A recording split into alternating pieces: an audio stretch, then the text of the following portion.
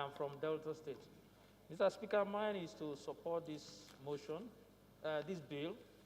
It's timely, and I think that we should be very, very fast with the public hearing so that it can be concluded and brought back for us to pass it and thereafter forward it for assent. The reason is because next year we'll be entering 2021 and we'll be having just less than 12 months before we go into another electioneering. And if we're able to conclude as quick as possible, this will help most Nigerians to take us very, very serious. But let me go back to the issue pertaining to the provisions made as it relates to area council elections. I am seeing 30 million. You see, what we should try to do is to give opportunity for people who do not have money, but they have the brain to represent the interests of the people to have opportunity. By the time you're putting 30 million for somebody who wants to be a council chairman, obviously what you're saying is that the man will have to now go and take possibly loan. By the time he wins, the first thing he will think of is how to recover that money before even doing other things. So I think that this amount of 30 million should drastically be reduced. And on the issue of councillor, what amount do councillors earn? That you should go and put 5 million for a councillor for somebody to contest for an election. For a councillor who probably will be earning about 150,000 naira every quarter. Every quarter or whatever. Exactly. And you are now asking him to come and spend these huge sums of money for him to contest election. I think that there is need for us to disemphasize money in our politics. It is better that we encourage those who do not have the financial opportunity to come into politics, but they have the brain. They can contribute, they can represent our people effectively. But when you put so much money, and also even on the issue of Senate, House of Reps, we're saying that we should disemphasize unnecessary expenses. When you spend as much as 70 million for an election, how much are you getting? Mr. Speaker, my take home is about 600 and something thousand.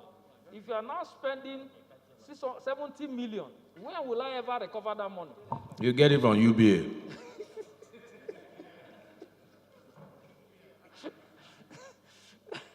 Mr. Speaker, I know you are on my side because there is no way, even UBA, I will have to take loan.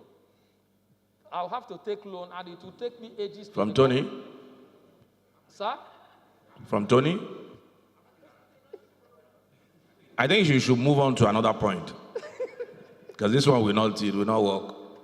Not work for me. I'm not speaking for myself, Mr. Speaker. I'm speaking for Nigerians who do not belong I agree with you, though. Who do not belong to my circle. I agree with you. What is good for me may not be good for them.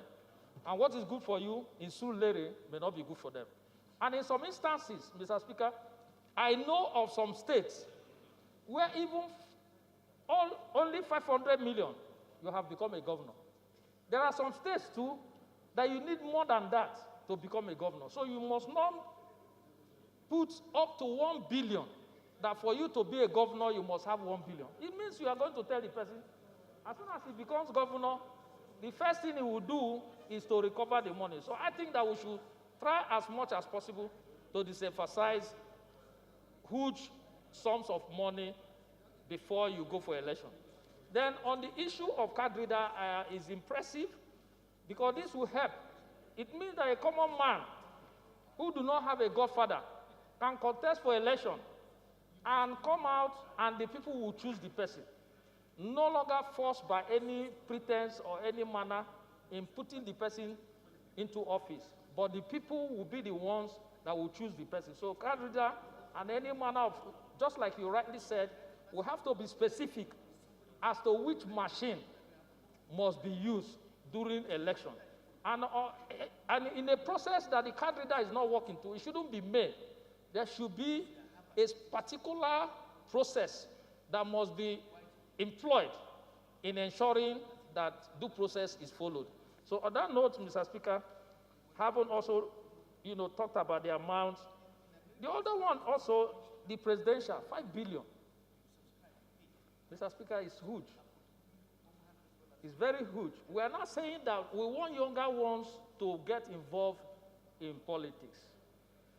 Take, for instance, somebody at the age of 45, 50 wants to be president. It means that he will not have to go and start looking for 5 billion. That is huge. And when he wins office, he will now begin to complain. How will he get the money back? How much do we really pay a president? Let us be real. How much do they earn? Elumelu, I totally agree with you that we need to de-emphasize money, but we also need to be realistic. Because, for instance, how do you run as president of Nigeria with 36 states? And the 5 billion, some people will tell you is pittance. Because assuming that it was 100 million per state times 36, that's already that's 36 billion. And 100 million to run for president per state is actually very low. So, but I totally agree with you. So we have to look for a way. We have to now think outside the box. Yeah. And look for a way how we can meet the necessary requirements or needs for campaign. For instance, if you're running for president, one of the things that take a lot of money are the logistics like adverts, airtime, radio. So perhaps there might be a way where the at least the not the private but the government stations will now have to allocate time for every candidate for free.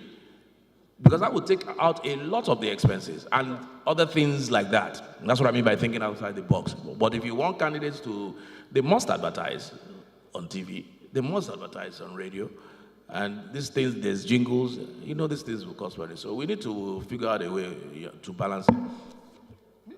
Mr. Speaker, my area of concern, if you want somebody to be your president, not the one that you will say, I am for nobody and I'm not for everybody. It should be for everybody. No, please. I think that's actually a good statement, so withdraw it. Okay, Mr. Speaker, what I'm trying to say is that... You have a point of order, yes?